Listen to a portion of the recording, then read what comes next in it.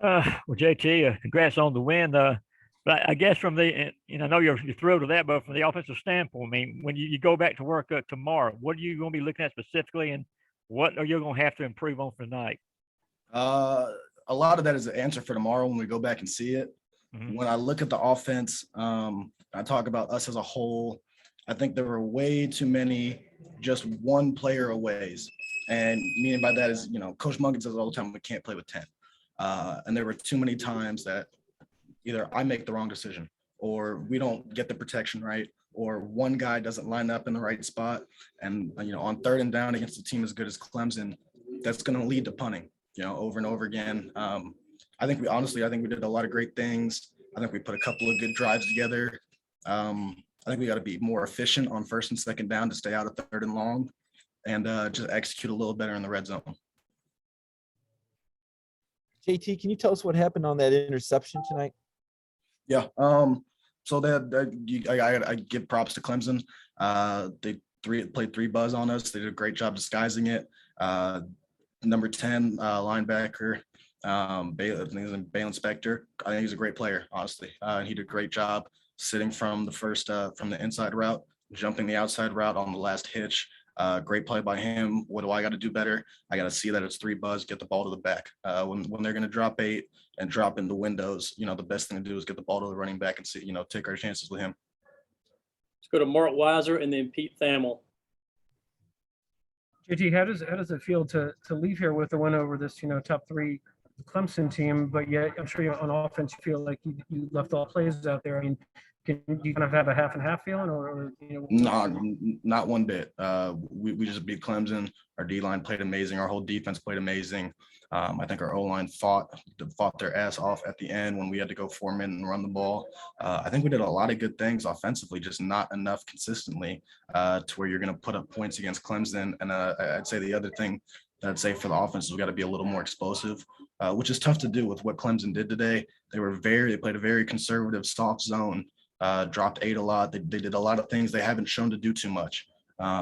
And I think they did a great job. Clemson did executing that scheme and making us, take what's there. We got to do that a little bit better. But in terms of, do I have a half and half feeling? Hell no. We just beat Clemson. I'm happy.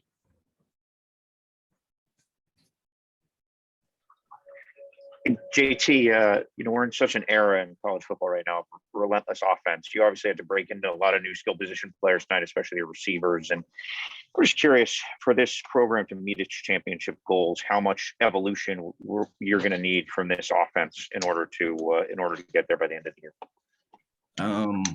The defense does that every game. We don't need to score much more than 4 points. But realistically, I think each week, and we're going to take it week to week.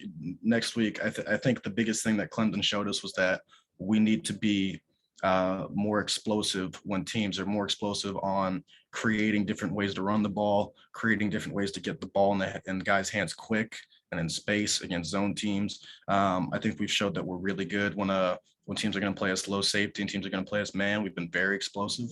When you watch the games where teams played low safety and let us one-on-one make throws, and teams that have let us gash it up the middle when they're going to spread out too high sometimes, we show to be explosive. I think we're going to need to be able to attack these 3 traps and, the other things that Clemson showed us that we haven't seen much. Let's go to Seth Emerson and Steve Reed. morning, right? JT, I don't know if players think of it this way, but do you, when you see the defense play that way, look at the rest of the season and say, we don't have to carry this team.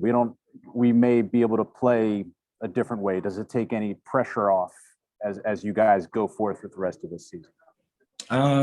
It's awesome when it happens and your defense holds a Clemson team to 3 points and scores 7. It's awesome. Obviously a huge help, and our defense deserves all the credit for tonight. But no, to me, it doesn't, because I don't feel the pressure. And really our offense in general doesn't feel the pressure to play based on what our defense gives up. I think we're good enough and we have the talent and we have the ability to execute to where, we should be able to move the ball on anybody, no matter what the circumstances. No matter if the defense has given up 0 points, I think we should try and score every drive. If the defense has given up 100 points, we should try and score every drive. The pressure doesn't change based on what your defense does.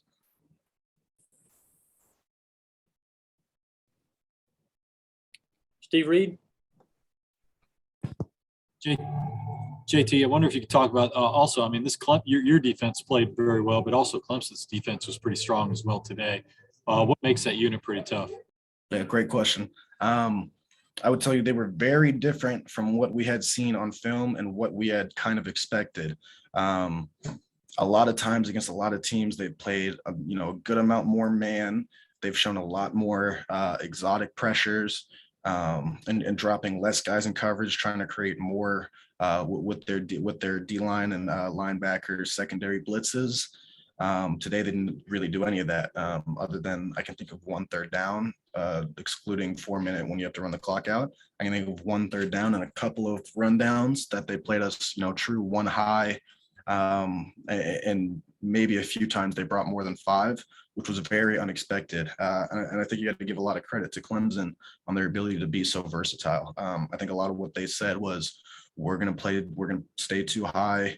We're going to keep our safeties and our corners off. We're not going to let you be explosive on one-on-one shot plays. You're going to have to drive it on us and run the ball. You're going to have to check it down. You're going to have to keep the chains moving and stay efficient on 1st and 2nd down. And we didn't do a good enough job, and Clemson did a great job executing. They showed they're very versatile, and they can play a team all low safety, 1 high man 1 week, and then they can play a different team and say, we're going to play soft drop zone and make you execute.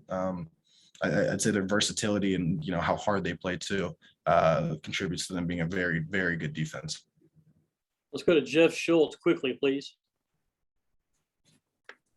JT, I know there was a lot of talk that this is just, one game in the opener, but now that it's over, can you just talk about sort of how much weight or any pressure the players felt coming into this game, just to show maybe what you guys are all about this year? A lot of us have been consistent, especially the voices of the team, like Coach Smart, myself. I've said it a lot.